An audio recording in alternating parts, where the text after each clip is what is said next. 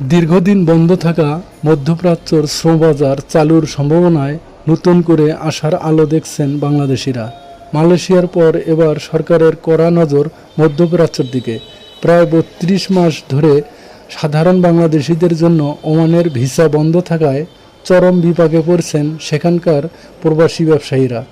এই অচলাবস্থা কাটতে চলতি মাসে ওমান সফরে যাচ্ছেন প্রবাসী কল্যাণ মন্ত্রী আরিফুল হক এবং প্রধানমন্ত্রী উপদেষ্টা মাহাদি আমিন।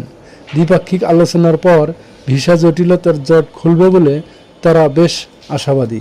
বর্তমানে মধ্যপ্রাচ্যের দেশগুলোতে প্রায় ৬০ থেকে ৭০ লাখ বাংলাদেশি কর্মরত আছেন, যা দেশের অর্থনীতির অন্যতম চালিকা শক্তি।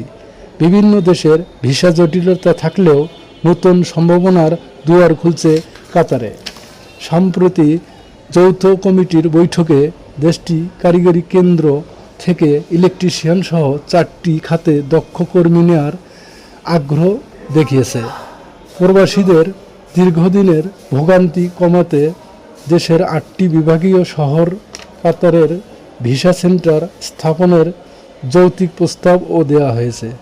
শুধু নতুন বাজার খোলায় নয়, আধুনিক বিশ্বের চাহিদার সঙ্গে তাল মিলিয়ে দক্ষ জনশক্তি রপ্তানিতে জোর দিচ্ছে সরকার। কাতারের চলমান উন্নয়ন যজ্ঞে অংশ নিতে ডাক্তার, ইঞ্জিনিয়ার ও নার্সের মতো পেশাদার কর্মী নিয়োগের জোরালো আহ্বান জানানো হয়েছে। সরকারের এই বহুমুখী উদ্যোগ দ্রুত বাস্তবায়িত হলে দেশে রেমিটেন্স প্রবাহে এক নতুন জোয়ার আসবে বলে মনে করছেন সংশ্লিষ্টরা।